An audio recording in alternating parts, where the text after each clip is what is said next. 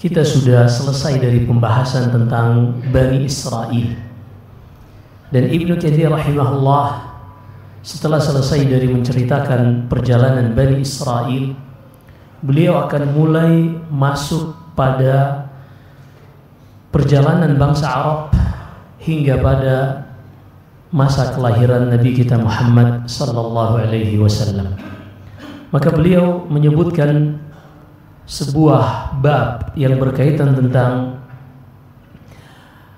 asal muasal dari bangsa Arab, yang mana asal muasal dari bangsa Arab ini disebutkan Ibnu Katsir bahwasanya manusia yang hidup setelah datangnya badai topan yang membinasakan umatnya Nabi Nuh, tidak ada lagi yang hidup setelahnya kecuali dari keturunan Nabi Nuh alaihi salam. Sebagaimana Allah berfirman di dalam surat As-Saffat, wa ja'alna dzurriyyatahu humul baqin, dan kami jadikan keturunan Nabi Nuh itulah yang tersisa. Maka dari sini para ulama mengambil kesimpulan bahwasanya semua manusia yang hidup dan beregenerasi setelah peristiwa badai topan, tidak ada yang tersisa melainkan semua berasal dari keturunan Nabi Nuh. Dan yang dimaksud adalah 3 orang anak Nabi Nuh. Yang pertama Sam bin Nuh, kemudian yang kedua Ham bin Nuh, yang ketiga Yafith bin Nuh. Di dalam riwayat Imam Tirmidzi diperselisihkan hadisnya, keabsahannya, namun dijadikan sebagai istinas, penguat dari firman Allah yang kita sebutkan tadi, wa ja'alna dzurriyyatahu humul baqin, dan kami jadikan keturunan dari Nabi Nuh itulah yang tersisa. Mereka menyebutkan dalam hadis ini Nabi SAW mengatakan Sam Abul Arab, Sam bin Nuh yang dikenal dengan kaum Semitis. Mereka inilah, dia inilah yang menjadi cikal bakal kelahiran bangsa Arab.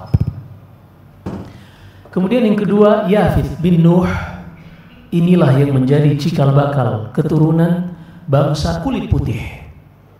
Dan yang terakhir Ham bin Nuh, inilah yang menjadi cikal bakal keturunan bangsa kulit hitam.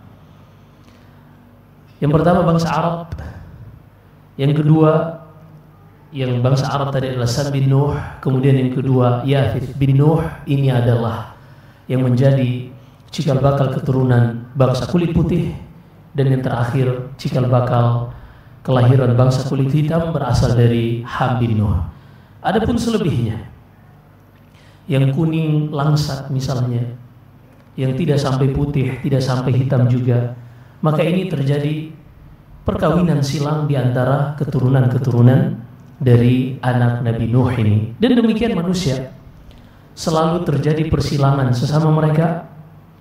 Ada kulit putih yang menikahi kulit hitam, kemudian ada bangsa Arab yang menikahi kulit putih, yang kemudian akan disebutkan mereka ini keturunannya semakin lama semakin banyak, sebagaimana Allah berfirman wa ja'alnakum syu'uban wa qabail, dan kami jadikan kalian berkabilah-kabilah dan berbangsa-bangsa dengan ras, kulit, perbedaan kabilah sesama kalian. Maka manusia yang kita akan fokuskan sekarang, karena kita sudah selesai dari Bani Israel, kita akan kembali pada cikal bakal bangsa Arab, yaitu dari Sam bin Nuh. Kemudian Sam bin Nuh ini memiliki anak dan keturunan hingga sampai yang disebutkan oleh Ibnu Katsir rahimahullah dan juga ahli sejarah lainnya bahwasanya bangsa Arab itu terbagi 3. Bangsa Arab terbagi 3. Yang pertama Arab Baidah, bangsa Arab yang punah. Kita akan sebutkan siapa saja, kabilah mana saja bangsa Arab yang punah ini. Kemudian yang kedua bangsa Arab yang asli dan masih tersisa. Dan yang ketiga, bangsa Arab yang merupakan percampuran dengan non-Arab. Al-'aribah, wal-ba'idah, wal-musta'ribah. Adapun bangsa Arab yang punah, ini adalah bangsa Arab yang Allah Subhanahu wa taala ceritakan di dalam Al-Qur'an, di antaranya adalah kaum 'Ad yang diutus kepada mereka Nabi Hud alaihi salam. Kemudian kaum Thamud yang diutus kepada mereka Nabi Saleh, dan juga kaum Madian yang diutus kepada mereka Syu'aib. Kemudian kata Nabi sallallahu alaihi wasallam dalam hadis Abu Dzar, al-anbiya min al-Arab arba'ah. Nabi dari kalangan Arab ada 4. Yang pertama Hud, Saleh, Syu'aib, wa nabiyyuka ya Abu Dzar. Dan yang terakhir adalah Nabi kita Muhammad sallallahu alaihi wasallam. Adapun selainnya, maka kebanyakannya mereka atau mayoritasnya adalah dari Bani Israel, sebagaimana kita sudah sebutkan, kanat Banu Israel tasusuhum anbiya. Dahulu kata Nabi sallallahu alaihi wasallam, Bani Israel selalu dipimpin oleh para nabi. Kullama halaka nabiyyun khalafa ba'dahu nabiyyun akhar. Setiap kali satu orang nabi meninggal, maka akan digantikan setelahnya nabi yang berikutnya. Hingga ketika wafatnya Nabi Isa alaihi salam, maka tidak ada lagi nabi yang meneruskan kenubuatan dari Bani Israel. Terputuslah nabi dari keturunan Ishaq ibni Ibrahim alaihi salam. Yang tersisa yang akan kita sebutkan, mereka adalah bangsa Arab yang al-musta'ribah, yang terjadi percampuran antara bangsa Arab dengan non-Arab, yaitu mereka dikenal dengan Arab Adnaniyah. Karena bangsa Arab setelah yang punah tadi masih ada 2 jenis lagi. Yang berikutnya adalah bangsa Arab yang mereka aribah, Arab asli, dan mereka masih ada yang tersisa. Tidak semuanya punah. Seperti misalnya Arab Qahtan, ini sampai sekarang masih ada. Yang kalau kita dengarkan fulan Al-Qahtani, maka dia berasal dari Arab Qahtan. Kemudian ada Arab Jurhum. Jurhum ini punah nanti zaman Ismail alaihissalam. Kemudian ada Arab Al-Amaliq. Dan juga ada kabilah-kabilah Arab yang lain. Kita tidak akan bahas semuanya tentunya, karena kita hanya akan fokus pada yang menjadi poin pembahasan kita. Kemudian yang ketiga, jenis Arab yang musta'ribah. Bangsa Arab yang menikah dengan non-Arab sehingga melahirkan ras baru yang disebut dengan Arab musta'ribah, yang mereka ini kemudian dikenal dengan Arab Adnaniyah. Arab Adnaniyah. Yang mana Adnan inilah yang nanti dari keturunannya ini sampai kepada Nabi kita Muhammad sallallahu alaihi wasallam. Karena Nabi kita Muhammad ibni Abdullah ibni Abdul Muttalib ibni Hashim ibni Abdi Manaf ibni Qusay ibni Kilab ibni Murrah ibni Ka'ab ibni Lu'ay ibni Ghalib ibni Fir ibni Malik ibni Nadar ibni Kinan ibni Mudrikata ibni Ilyas ibni Mudhar ibni Nizar ibni Ma'ad ibni Adnan. Nah, Adnan inilah yang dinisbatkan kepadanya Arab Adnaniyah. Apa itu Arab Adnaniyah? Yaitu Arab yang telah bercampur dengan non-Arab. Dan Adnan ini dari keturunan Ismail. Dan kalau kita tarik garis, setelah Ismail ada perbedaan pendapat di kalangan para ulama. Ada di antara Arab Qahtan, seorang yang bernama Saba bin Yashub bin Ya'rub bin Qahtan. Dan dialah dinisbatkan kepadanya negeri Saba yang berada di Yaman, yang kita akan bahas pada malam hari ini. Jadi Saba ini adalah Arab Aribah, Arab yang mereka Arab pure, tulen, yang tidak ada percampuran dengan bangsa lain. Kaum Saba ini dinisbatkan kepada seorang yang bernama Saba bin Yashub bin Ya'rub bin Qahtan, sampai kepada bin Sam bin Nuh, Nabi Nuh alaihi salam yang kita sudah sebutkan tadi nasab. Maka Yashjub, Saba bin Yashjub bin Ya'rub ini, kata Ibnu Katsir rahimahullah, ini adalah julukan karena dari kata Saba Yasbi, dialah orang yang pertama yang pada kerajaannya ketika menang terhadap tentara pasukan lain itu dijadikan budak. Maka sejak zaman ialah mulai adanya perbudakan. Makanya dia dikenal dengan Saba, yang kemudian dinisbatkan kepadanya negeri Saba, karena Saba ini dari asal kata menjadikan budak, Saba Yasbi. Kemudian pada negeri Saba ini, dia seorang muslim. Dia beribadah kepada Allah, kemudian rakyatnya ikut beribadah kepada Allah. Dan Allah pun berikan anugerah kepada mereka yang sangat luar biasa. Dan demikian janji Allah di dalam sunnah ketetapan takdirnya. Allah berfirman di dalam surat Al-A'raf, "Walau anna ahlal qura amanu wattaqau lafatahna 'alaihim barakatin minas sama'i wal ard." Kalau seandainya penduduk suatu negeri beriman dan bertakwa kepada Allah Subhanahu wa taala, niscaya kami akan bukakan bagi mereka berkah dari langit dan bumi. Mudah bagi Allah untuk memberikan semuanya itu kepada manusia. Dan disebutkan Ibnu Katsir, sumber keberkahan mereka ini tentunya dengan sebab sebagaimana kita sering ulangi di dalam pelajaran kita dari ketetapan Allah yang kita pelajari dari perjalanan hidup para nabi dan rasul, setiap akibat, hasil, tujuan yang dicita-citakan seseorang, dia tidak akan bisa sampai kepada hal tersebut kecuali ia telah menjalani sebabnya sebagai proses agar dia bisa sampai kepada tujuan yang ia cita-citakan. Maka ketika Allah Subhanahu wa taala ingin menjadikan negeri Saba ini negeri yang makmur, Allah Subhanahu wa taala jadikan di antara dua gunung yang besar di negeri Yaman mengalir di tengah-tengahnya air sungai yang sangat deras. Maka mereka pun, kaum Saba ini diilhamkan oleh Allah untuk membuat bendungan. Bendungan inilah yang kemudian disebut dengan Saddul Ma'rib. Bendungan Ma'rib yang sangat banyak bisa menampung air. Kemudian dari situlah mereka membuat drainase dengan ilham dari Allah Subhanahu wa taala, pengairan-pengairan sehingga mereka bisa dengan mudah untuk berkebun anggur, berkebun gandum dan juga makanan-makanan yang lain.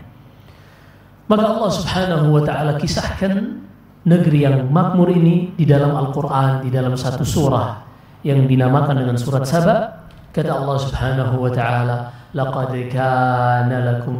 kana lisaba'in fi maskanihim ayah.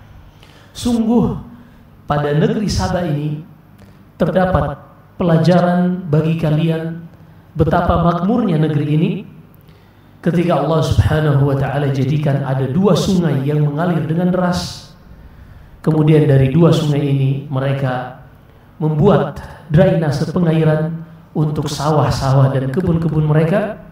An yamini wa an shimal kulu min rizqi rabbikum washkuru lah baldatun thayyibatun wa rabbun ghafur. Kemudian ketika Allah Subhanahu wa taala telah berikan nikmat ini kepada negeri Saba, Allah pun mewasiatkan kepada mereka agar nikmat ini selalu terjaga. Makan dan minumlah dari rezeki yang Allah anugerahkan untuk kalian, tapi jangan lupa untuk bersyukur atas segala yang telah diberikan untuk kalian. Dan ini yang sudah kita ingatkan, kata Ibnu Al-Qayyim rahimahullah, min tamamil dzul ay yashtaghila al-'abdu 'inda ni'mati bin ni'ma 'anil mun'im. Di antara kerugian yang sangat besar yang dialami oleh setiap manusia adalah tatkala ia mendapatkan nikmat, ia hanya tersibukkan dengan objek nikmat tersebut dan ia lupa kepada yang memberikan nikmat. Dia tersibukkan mengurusi objek berupa nikmat yang diberikan kepadanya dan dia lupa kepada yang memberikan nikmat. Fakulu min rizqi rabbikum washkurulah baldatun thayyibatun wa rabbun ghafur. Makanlah dari rezeki yang kami anugerahkan untuk kalian dan jangan lupa bersyukur kepada yang telah memberikan nikmat tersebut. Kemudian kata Allah menyebutkan tentang negeri ini, baldatun thayyibah wa rabbun ghafur. Itulah negeri yang makmur sentosa dan Rabb, Tuhan yang senantiasa mengampuni hamba-hambanya. Inilah negeri idaman setiap muslim. Ketika di negeri tersebut terdapat banyak sumber daya alam yang mereka bisa menikmati, makan dari sumber daya alam tersebut, kemudian mereka bersyukur kepada Allah Subhanahu wa ta'ala. Dengan sebab bersyukur itulah Allah akan menjaga berkesinambungannya dari nikmat tersebut. Tapi apa yang terjadi dengan negeri Saba? Disebutkan Al-Imam Ibnu Katsir rahimahullah, sebagaimana dahulu Bani Israel yang sudah kita ceritakan, ketika Allah Subhanahu wa ta'ala anugerahkan kepada mereka, wa anzalna 'alaikumul manna wassalwa. Kata Allah, wahai Bani Israel, kami telah turunkan kepada kalian rezeki yang tidak pernah diberikan kepada kaum yang lain. Apa itu? Al-man wassalwa. Al-man ini ada yang menyebutkan daging burung dan salwa atau sebaliknya, tapi ada juga yang menyebutkan dari kalangan ahli tafsir, man ini atau salwa ini sebuah makanan yang turun dari langit. Setiap pagi mereka dapati di depan-depan rumah mereka, hingga di atas ranting pohon bagaikan salju atau embun yang hinggap di pohon. Mereka bebas makan, tapi mereka dilarang untuk menyimpan untuk besok. Mereka silakan makan sepuasnya, tapi mereka dilarang untuk menyimpan buat besoknya. Ini subhanallah. Apa yang terjadi? Ini makanan yang lebih manis dari madu, yang lebih enak dari susu, dan dari segala roti yang dibuat oleh manusia. Mereka tanpa harus kerja, Allah berikan kepada Bani Israel setiap hari di depan rumah mereka. Gak pernah diberikan kepada umat yang lain. Tapi apa balasan Bani Israel? Ia berkata, wa idh qala Musa liqaumihi ya qaumi ya Musa ud'u lana rabbaka yukhrij lana mimma tunbitul ardu min baqliha wa qithaiha wa fumiha wa 'adasiha wa basaliha. Wahai Musa, kami ini udah bosan. Tiap hari makannya itu terus, manna salwa. Kami juga pengen makan makanan yang ada bawangnya, yang ada kacang adasnya, yang ada macam-macam. Iya. Apa kata Nabi Musa? Qala atastabdiluna alladhi huwa adna billadhi huwa khair. Wahai Bani Israel, coba deh mikir dikit. Apa iya kalian mengganti nikmat makanan? Kalian gak perlu kerja, kalian gak perlu bersusah payah, ada di depan rumah kalian. Kalian tinggal menyantapnya. Kemudian kalian meminta sesuatu yang membutuhkan tenaga dan energi kalian untuk menanamnya, mengeluarkan dana untuk membelinya. Kalian terlalu bodoh wahai Bani Israel. Tapi kata Ibnu Katsir, demikianlah manusia ketika ia mendapatkan nikmat, dia tidak pernah bisa menghadirkan kadar nikmat, nilai dari nikmat tersebut sampai nikmat tersebut dicabut darinya. Akhirnya Allah Subhanahu wa ta'ala mencabut al-man dan salwa dari Bani Israel. Tidak pernah lagi diturunkan dari mereka, barulah mereka merasa kehilangan. Begitu juga ketika kaum Saba ini, mereka merasakan nikmat dari Allah, negeri yang subur, tanah yang mereka tanam apa saja bisa tumbuh, anggur dan berbagai macam jenis buah-buahan dan juga biji-bijian, semuanya tumbuh, menjadi rezeki yang sangat luar biasa untuk kaum Saba. Dan juga di antara nikmat yang Allah berikan kepada kaum Saba, perjalanan safar untuk menuju ke negeri yang lain itu jaraknya pendek. Allah jadikan jaraknya pendek. Tapi apa yang mereka minta? Selalu kadang ada orang yang berpikir anti mainstream tapi pada arah yang negatif. Mereka meminta kepada Allah, ya Allah, coba ya jarak kita itu agak jauh ke negeri yang lain. Lah ini udah dibikin dekat, sehingga mereka tidak merasakan kepenatan ketika safar. Tapi mereka qalu rabbana ba'id baina asfarina. Ya Allah, bisa enggak sih kami itu kalau safar jangan bentar-bentar udah nyampe. Kayaknya pengen ngerasain kayak orang lain, safar tuh bisa jauh. Safar tuh bisa harus susah payah dulu. kemudian bangun kemah untuk bisa melanjutkan perjalanan besoknya. Apa yang terjadi? Mereka lupa bahwasanya bisa safar dengan waktu yang ringkas, dengan tenaga yang irit. Juga mereka bisa merasakan segala nikmat, anggur dan seterusnya. Mereka justru meminta supaya bisa seperti negeri yang lain, yang nikmatnya biasa-biasa saja. Apa yang terjadi? Itu adalah bentuk tidak mensyukuri nikmat Allah Subhanahu wa taala. Bentuk kufur nikmat kepada Allah Subhanahu wa taala. Sehingga Allah Subhanahu wa taala mengatakan fa'aradu fa'arsalna 'alaihim saylal 'arim wa baddalnahum bi jannatayhim jannatayn dhawatay ukulin khamtin wa athlin wa shay'in min sidrin qalil dzalika jazainahum bima kafaru wa hal nujazi illa al-kafur. Kata Allah Subhanahu wa taala, namun mereka ini kaum Sabah tidak mau bersyukur kepada Allah Subhanahu wa taala dengan nikmat dan anugerah yang dibukakan sangat luar biasa. Mereka justru meminta sesuatu yang lebih rendah. Tidak mau bersyukur yang ada, justru meminta yang lebih rendah. Iya. Karena memang selalu rumput tetangga itu lebih hijau daripada rumput rumah sendiri. Entah kenapa, apa yang terjadi dengan manusia seperti itu. Kalau laki-laki jalan keluar kayaknya setiap makhluk halus yang lewat indah-indah semua. Pulang ke rumah ngelihat istrinya kok gitu-gitu aja. Itu ternyata tabiat manusia sejak zaman dahulu. Kalau ada nikmat pada diri mereka, mereka merasakan mainstream, biasa, itu terus yang didapatkan. Seperti Bani Israel tadi, mereka justru ingin meminta sesuatu yang lain. Mereka lupa bahwasanya mensyukuri apa yang ada itu lebih baik dari mencita-citakan sesuatu yang belum ada. Mensyukuri apa yang ada itu lebih baik daripada mencita-citakan sesuatu yang belum ada. Nabi sallallahu alaihi wasallam bersabda, "Unzuru ila man huwa asfala minkum, wa la tanzuru ila man huwa fawqakum, wa dzalika ajda alla tazdaru ni'matallahi 'alaikum." Kata Nabi sallallahu alaihi wasallam, kalian tuh jangan selalu melihat kepada orang yang hidupnya tuh mewah-mewah terus.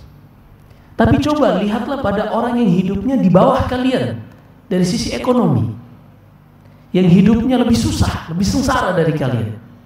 Karena dengan melihat seperti itu dan menundukkan pandangan kalian dari orang-orang yang hidupnya hedon, ini akan membantu kalian untuk mensyukuri nikmat yang telah Allah anugerahkan untuk kalian. Sebenarnya kita manusia, kita tidak kekurangan nikmat dari Allah, tapi kita kurang bersyukur atas nikmat tersebut. Nikmat dari Allah, kalau kita ingin melihatnya, kita coba aplikasikan hadis Rasulullah. Seorang yang mungkin gajinya pas-pasan, tapi kebutuhannya, kebutuhan dasar dan kebutuhan pokoknya terpenuhi. Orang yang seperti ini ketika melihat tetangganya misalnya setiap ada satu produk baru yang keluar, langsung update barang-barangnya, baik smartphone, kendaraan dan seterusnya. Kalau dia melihat pada tetangganya yang serba mewah ini, dan dia tidak melihat orang yang lebih rendah, mungkin dia akan meremehkan, ya gajinya cuma segitu-segitu aja, hanya bisa untuk makan sehari-hari. Tapi kalau seandainya dia melihat orang yang lain betapa banyak, orang-orang yang mungkin memiliki pekerjaan tapi gajinya di bawah kebutuhannya, tidak bisa memenuhi kebutuhan pokok dan kebutuhan dasarnya. Atau mungkin dia melihat orang yang pengangguran, yang sudah melamar ke sini dan ke sana tapi tidak diterima lamarannya. Atau mungkin dia melihat kalau seandainya dia pun seorang yang pengangguran, sudah mencoba melamar ke sana dan ke situ tidak pernah diterima. Bagaimana cara dia bersyukur atas nikmat yang Allah berikan kepadanya? Dia lihat pada orang yang mungkin tidak seberuntung dia dari sisi kesempurnaan fisik. Dia melihat kalau ada seandainya seorang mengkhawatirkan rezekinya, aduh, ini kayaknya kita nggak bakalan bisa hidup nih. Sementara fisiknya sempurna, maka hendaknya dia lihat betapa banyak orang yang Allah Subhanahu wa taala tidak berikan penglihatan yang lengkap, atau tidak diberikan alat berjalan yang lengkap atau tangan yang lengkap, tapi mereka bisa hidup. sampai 50 tahun, 60 tahun, 70 tahun. Lalu kita yang anggota tubuhnya, yang fisiknya lengkap, kita merasa bahwasanya kita tidak akan bisa memenuhi kebutuhan dasar dan kebutuhan pokok kita yang merupakan takdir yang sudah Allah tetapkan sebelum kita lahir ke muka bumi ini.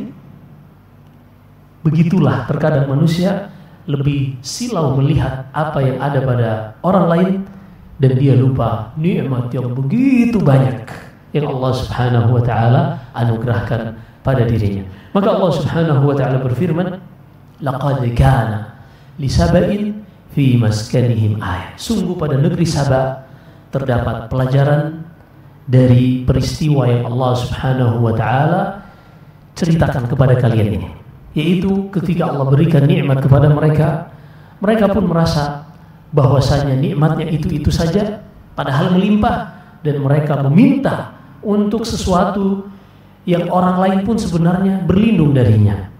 Mereka meminta untuk safarnya dijauhkan, kemudian untuk buah-buahannya seperti negeri yang lain. Akhirnya Allah Subhanahu wa taala membalas kekufuran mereka dengan menggantikan buah-buah anggur yang penuh dengan nikmat, kemudian bendungan yang tadinya begitu hebat menjadi jebol, dan akhirnya kaum Saba ini mereka pun mulai tersebar kemana-mana. Dan kita akan ceritakan insyaallah tentang perjalanan kaum Saba ini ketika mereka berpencar dikarenakan jebolnya bendungan ini. Nanti kita akan sebutkan di antara mereka kaum Saba ini. Jadi Saba ini, Saba bin Yashub bin Ya'ar bin Qahtan, ia memiliki 10 orang anak. Berdasarkan sabda Nabi SAW ketika ditanya, ya Rasulullah, hal Saba rajulun aw imra'atun am ardun? Wahai Rasulullah, Saba ini apakah nama seorang laki-laki, ataukah nama seorang perempuan, ataukah nama suatu tempat? Kata Rasulullah, Sabaun rajulun lahu auladun 10. Saba ini seorang laki-laki dan dia memiliki 10 orang anak.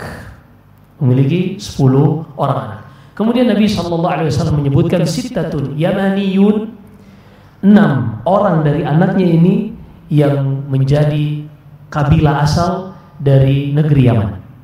Di antaranya kaum ada Asy'ariyun. Ya, kita pernah dengar kaum dari Abu Musa al-Asy'ari yang datang pertama ke Mekah, kemudian mereka kembali lagi ke Yaman. Lalu di tahun ke-7 Hijriah, pada setelah perang Khaybar, mereka datang berbarengan dengan kapal dari Ja'far ibn Abi Talib yang datang dari Habasyah. Mereka pun sampai ke kota Madinah dan menjumpai Nabi SAW. Abu Musa al-Asy'ari bersama pamannya Abu Amir al-Asy'ari dan juga Abu Malik al-Asy'ari dan juga sahabat-sahabat yang lain dari Asy'ariyun. Kata Nabi SAW, ja'akum ahlul Yaman hum araqu quluban. Datang kepada kalian penduduk negeri Yaman, mereka adalah manusia-manusia yang memiliki hati yang lembut. Kemudian Nabi SAW mengatakan, merekalah awwalu man ja'a bil musafahah. Merekalah manusia yang pertama kali mencontohkan berjabat tangan. Mereka Asy'ariyun yang pertama kali mencontohkan berjabat tangan. Maka beliau Saba bin Yashub bin Ya'rub ini memiliki 6 orang anak yang berdiam di Yaman, kemudian 4 orang anak yang berdiam di Syam. Dan sebab berpencarnya anak-anak dari Saba ini, di antara sebabnya adalah jebolnya bendungan Ma'rib tadi, yang akan 10 atau 15 menit lagi kita selesaikan tentang pembahasan dari negeri Saba. Karena pembahasan tentang Saba ini, selain kita bisa mengambil pelajaran dari kisah yang Allah sebutkan dalam Al-Quran, juga kita akan mengetahui dengannya peta penyebaran manusia di negeri Yaman, Syam, dan juga Jazirah Arab yang mencakup Hijaz, Mekah dan Madinah. Tadi kita sudah sebutkan bahwasanya Saba ketika Nabi SAW ditanya tentangnya, apakah ia seorang laki-laki atau perempuan ataukah nama suatu tempat, kata Rasulullah, beliau adalah seorang laki-laki walada asyarah. Ia memiliki 10 anak. 10 anak tersebut, yang pertama bernama Madhij, yang kedua Kindah.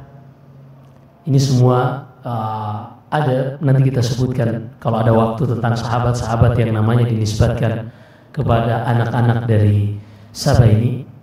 Kemudian ada yang bernama Azd. Kemudian ada yang bernama Asy'ariyun, yang kita kenal dengan Asy'ari yang sudah kita kisahkan tadi. Kemudian ada Anmar, ada seorang sahabat bernama Abu Kabasyah Al-Anmari. Dan juga yang keenam ada Himyar, yang negeri Himyar inilah yang nanti akan menjadi kerajaan terakhir di negeri Yaman, yang mana kerajaan Himyar inilah raja terakhirnya yang bernama Yusuf Dzunuwas, yang akan melakukan penghabisan terhadap Ashabul Ukhdud yang sudah kita ceritakan, yang hidup setelah zamannya Nabi Isa alaihissalam, yang mana ketika dia menghancurkan dan membinasakan kaum Ukhdud ini, Ashabul Ukhdud yang Allah sebutkan dalam surat Al-Buruj, dari situlah nanti akan muncul tentara yang datang dari Habasyah yang menolong kaum Ashabul Ukhdud, dan salah satu komandan dari 2 komandan yang diutus oleh Najasyi, raja negeri Habasyah, seorang yang bernama Abraha ibni Sabbah al-Ashram. Abraha inilah yang nanti kita akan kenal namanya seorang pemimpin yang datang membawa 12 gajah yang bertujuan untuk menghancurkan Ka'bah. Itulah yang Allah kisahkan dalam surat Al-Fil, alam tara kaifa fa'ala rabbuka bi ashabil fil. Jadi ini semuanya nanti nyambung dari anak-anak keturunan Saba bin Yashub bin Ya'rub bin Qahtan. Maka di sini Ibnu Katsir memandang perlu untuk menyampaikan tentang peta penyebaran manusia dari keturunan Saba ini, sehingga dengannya kita bisa mengetahui tipikal dari orang-orang tersebut. Selain 6 tadi, Saba juga memiliki 4 anak lainnya, yaitu ada Judam, ada Lakhm, dan juga ada anaknya yang lain, yang mereka ini tinggal di daerah Syam, seperti Amilah dan juga Ghassan. Ghassan ini yang nanti di zamannya Rasulullah akan menjadi perwakilan Romawi untuk Jazirah Arab. Jadi Romawi itu pusat kerajaannya nanti ada di Syam, di Damaskus, dan juga menguasai Palestina. Tapi untuk negeri Arab, Romawi ini kaisar pada saat itu yang memerintah, yang bernama Julius Augustus. Dia ini yang menunjuk salah satu perwakilan negeri Romawi untuk bangsa Arab, seorang yang bernama Al-Ghassani. Nah, itulah nisbat kepada Ghassan, salah satu anak dari Saba. Kenapa Saba ini sangat mendominasi Syam, Yaman, dan Jazirah Arab? Ini dikarenakan anak-anaknya ini semuanya pergi meninggalkan negeri Saba di Yaman dikarenakan jebolnya bendungan Ma'rib. Dan kita akan sebutkan kenapa bendungan tersebut bisa jebol. Yang pertama kali merasakan bahwasanya bendungan tersebut akan mulai jebol, ia seorang dari cicit yang sudah sangat jauh, jadi sudah berlangsung berpuluh-puluh tahun mereka hidup di negeri Saba hingga beranak pinak. Salah satu anak keturunan dari Lakhm, cucu atau cicit dari Saba ini, seorang yang bernama Amr ibn Amir al-Lakhmi. Amr ibn Amir al-Lakhmi. Suatu saat ia melihat ke bendungan Ma'rib ini ada tikus yang mulai menggali. Tikus mulai menggali. Ketika ia melihat hal tersebut, ia mulai berfirasat, sepertinya kita tidak akan bisa terus tinggal di tempat ini. Maka ia pun mencari cara, bagaimana caranya untuk bisa keluar, karena ini mau gak mau pasti jebol. Tapi bagaimana caranya untuk ia bisa keluar tanpa rugi meninggalkan harta bendanya. Ia pun membuat sebuah siasat. Ia mengatakan kepada anaknya yang paling kecil, wahai anakku, nanti kita kalau berada di tengah keramaian, kalau aku marah kepadamu dan terlihat aku sangat emosi, maka berdirilah dan tampar pipiku, berdirilah dan tampar mukaku. Akhirnya suatu saat ia berjalan di tengah kerumunan. Ia melihat sepertinya orang banyak, dan itu momennya ia pun meninggikan suaranya dan memarahi anaknya yang paling kecil. Dan anak yang paling kecil ini mengingat pesan ayahnya untuk menampar ayahnya. Ditamparlah ia, dan orang-orang menyaksikan.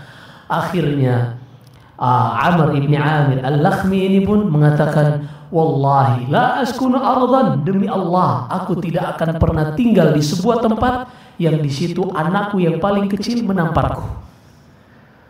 Maka aku akan keluar meninggalkan negeri ini, dan aku akan jual barang-barangku, perabot-perabotanku aku akan jual. Maka pemimpin-pemimpin kabilah yang lain mereka mengatakan, irtanimu ghadbata Amr, manfaatkan kemarahan Amr ini. Mumpung dia masih marah, pasti dia jual murah barangnya. Iya, karena dia mau pergi, mau meninggalkan negeri Sabah. Akhirnya dijuallah satu persatu sampai habis barangnya. Ketika dia hendak pergi, dari keturunan Azd, kabilah Azd yang salah satu anak dari Sabah juga, mereka mengatakan kita dengan Lakhm itu selalu hidup berdampingan, saling tolong menolong, bahu membahu. Maka kalau mereka keluar dari negeri ini, kita pun akan ikut keluar, tanpa mereka mengetahui dan menyadari bahwasanya ada tikus yang mulai menggerogoti bendungan mereka.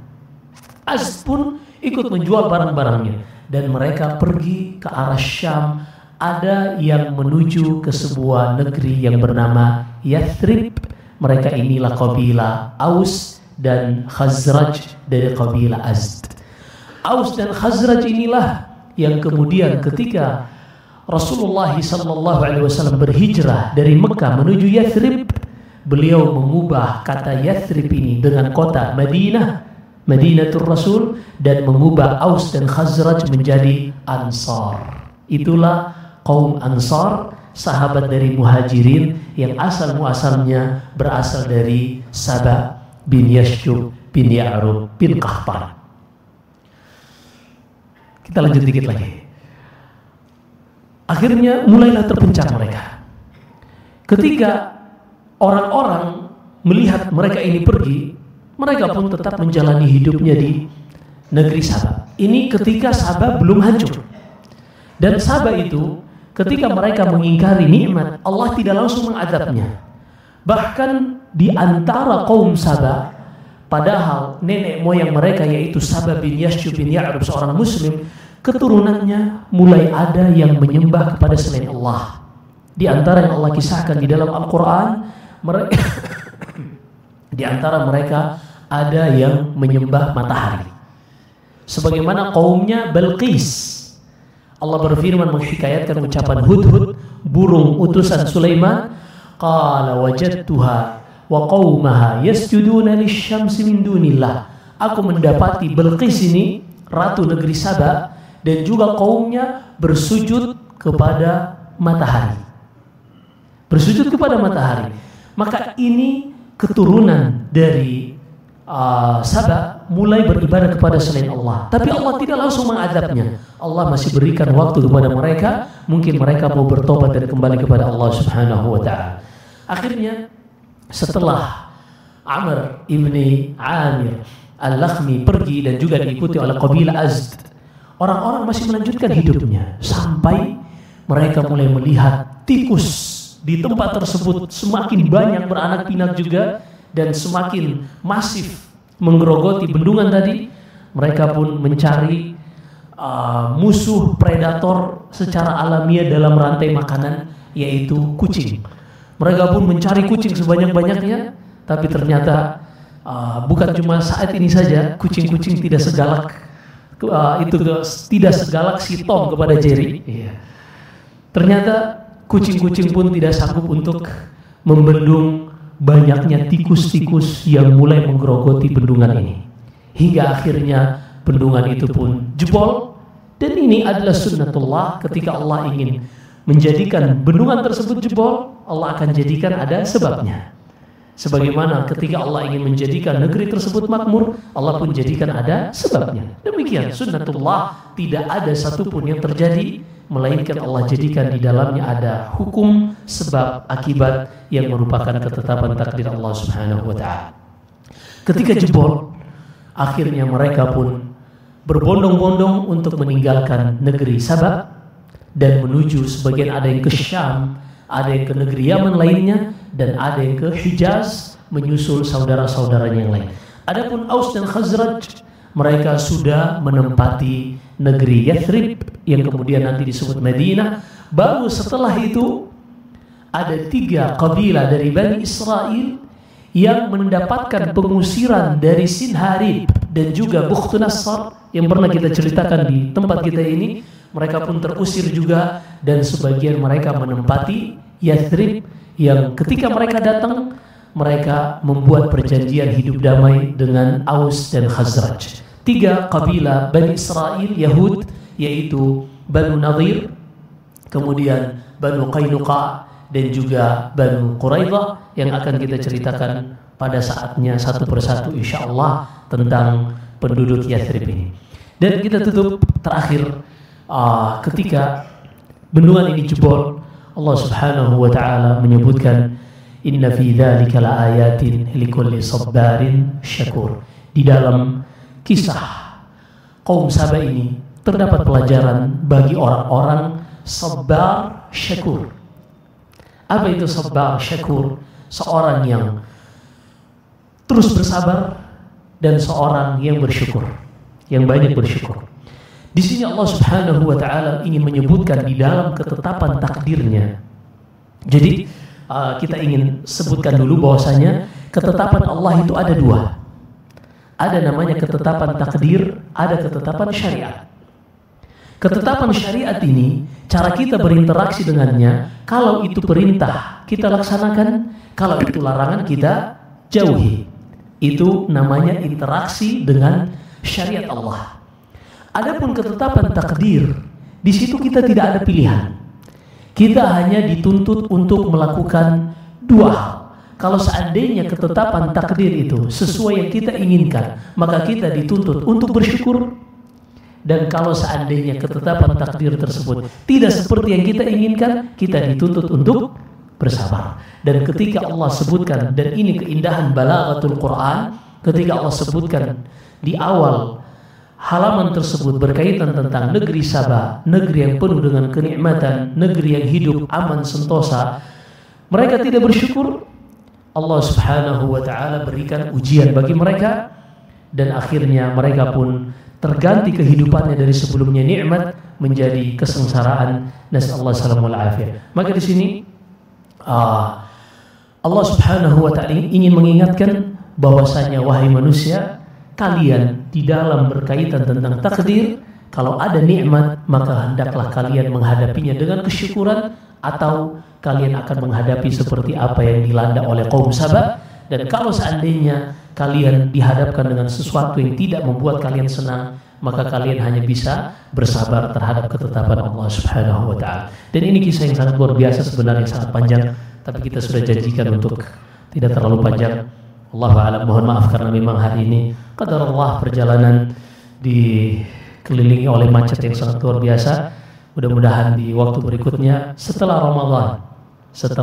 Ramadan, karena ini adalah Kamis terakhir sebelum kita berjumpa dengan bulan yang mulia, bulan Ramadan, maka di sini juga kami menasihatkan diri sendiri dan juga jamaah yang hadir bahwasanya bulan Ramadan adalah bulan yang istimewa.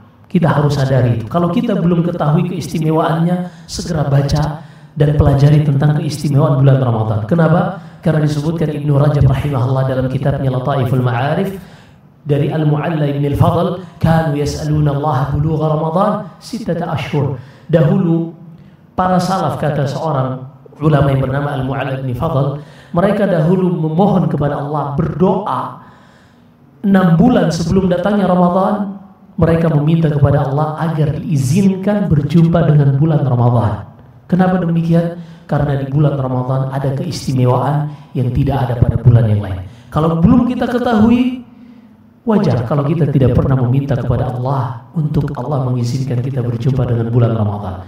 Maka seorang yang belum mengetahui sangat sayang kalau seandainya kehidupan ini ia lewatkan dengan tidak pernah mengetahui keutamaan bulan Ramadan. Sementara ia tahu tentang pemain bola secara detail, tentang artis dan lain-lain, atau tentang politikus, dia hafal dari sisi visi dan misinya, semuanya ia ketahui. Bahkan konflik yang terjadi di tengah-tengah mereka, perpindahan si fulan dari partai ini partai itu, nanti yang oposisi menjadi masuk ke dalam pemerintahan, dia hafal semuanya. Tapi berkaitan tentang masa depannya yang kekal, yang selama-lamanya ia tidak pernah pelajari. Apakah kita Allah menciptakan kita hanya untuk bermain-main dengan urusan seperti itu? Maha suci Allah dari tuduhan-tuduhan tersebut. Ketahuilah kita sekarang hidup di, mungkin ada yang sudah usia 30 tahun, 40 tahun, mungkin ada yang sudah 60 tahun. Ketahuilah Ramadan besok yang akan kita jumpai ini adalah Ramadan yang lebih dekat dengan garis finish kehidupan kita dibanding Ramadan tahun lalu. Ramadan yang sebentar lagi akan kita jumpai, semoga Allah mengizinkan kita berjumpa dengan Ramadan dan menganugerahkan kita ketaatan di dalamnya. Ketahuilah Ramadan besok ini Ramadan yang jarak dengan kematian kita lebih dekat daripada Ramadan sebelumnya.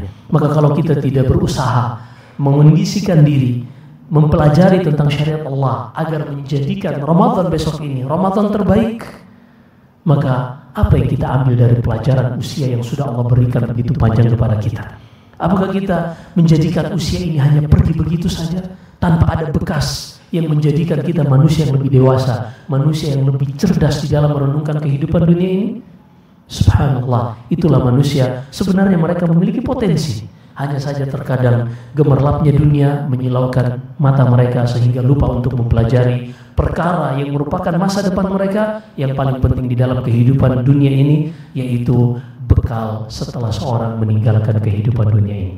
Demikian, semoga sebentar lagi Ramadan Allah izinkan kita berjumpa dengannya, dan Allah mudahkan kita mengkhatamkan Al-Quran, berpuasa di bulan Ramadan, menjaga sholat 5 waktu bagi laki-laki di jamaah.